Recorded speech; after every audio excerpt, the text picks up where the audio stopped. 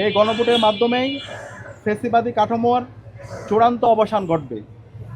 একটি নতুন গণতান্ত্রিক রাজনৈতিক সংস্কৃতির স্থায়ী রূপ লাভ করবে, যেখানে কেউ খুনি হাসিনার মতো ফ্যাসিস্ট হয়ে উঠতে পারবে না। ডাকসু দৃঢ়ভাবে বিশ্বাস করে জুলাই বিপ্লবের মূল দাবি ছিল বিদ্যমান রাষ্ট্রীয় কাঠামোর সংস্কার। সেই সংস্কার বাস্তবায়নের ঐতিহাসিক পথ হিসাবেই এই গণভোট অনুষ্ঠিত হতে যাচ্ছে। অতএব এই গণভোটে অংশগ্রহণ ও হ্যাঁ ভোট প্রদান করা জুলাই শহীদদের রক্তের পবিত্র আমানত রক্ষার একটি ঐতিহাসিক দায়িত্ব। দীর্ঘ ফ্যাসিবাদী শাসনে এদেশের জনগণ রাষ্ট্রীয় সিদ্ধান্ত গ্রহণ প্রক্রিয়া থেকে কার্যত বঞ্চিত ছিল। গণভোট সেই ফ্যাসিবাদী কাঠামো ভেঙে জনগণের ক্ষমতা জনগণের হাতেই ফিরে দেওয়ার এক গুরুত্বপূর্ণ পদক্ষেপ। ডাকসু মনে করে ন্যায় ও ইনসাফভিত্তিক বাংলাদেশ গড়ার যে স্বপ্ন নিয়ে জুলাই শহীদরা জীবন উৎসর্গ করেছিল, সেই স্বপ্ন বাস্তবায়নের অন্যতম পদক্ষেপ হলো এই গণভোটে হায়ের পক্ষে জনগণের সুস্পষ্ট সমর্থন। এই গণভোটে হাতে গণরায় প্রদান করার মাধ্যমে চিরতরে ফ্যাসিবাদী কাঠামো বন্ধ করে দেওয়া হবে, যাতে আর কখনো পিলখানা, আল্লামা সাঈদের রায়ের প্রতিবাদী বিক্ষোভে গণহত্যা, শাপলা কিংবা জুলাইয়ের মতো গণহত্যা সংগঠিত না হয়।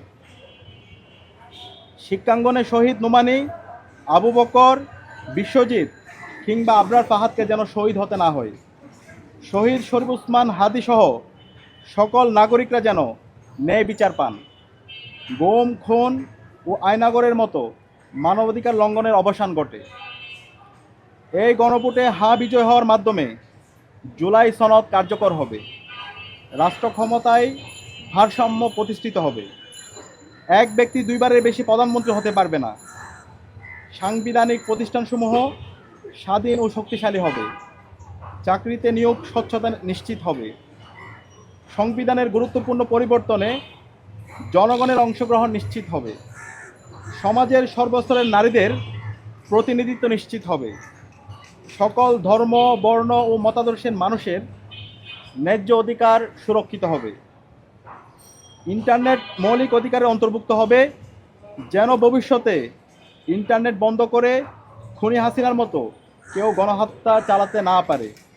অর্থাৎ ভবিষ্যৎ বাংলাদেশ কোন পথে পরিচালিত হবে তার খতিয়ান ও রূপরেখা নির্ধারিত হবে এই গণভোটের মাধ্যমে। ডাকসু মনে করে গণভোটে হ্যাঁ ভোট দেওয়া শুধু একটি নাগরিক কর্তব্য নয়, এটি শহীদদের রেখে যাওয়া রক্তের আমানতের হেফাজত করা। বিশেষ করে জনসাধারণ, তরুণ সমাজ ও শিক্ষার্থীদের ঐক্যবদ্ধ অংশগ্রহণ ছাড়া এই দেশকে ফ্যাসিবাদী কাঠামো থেকে মুক্ত করা সম্ভব নয়। এই গণভোটের মাধ্যমেই ফ্যাসিবাদী কাঠামোর চূড়ান্ত অবসান ঘটবে। একটি নতুন গণতান্ত্রিক রাজনৈতিক সংস্কৃতির স্থায়ী রূপ লাভ করবে, যেখানে কেউ খুনি হাসিনার মতো ফ্যাসিস্ট হয়ে উঠতে পারবে না।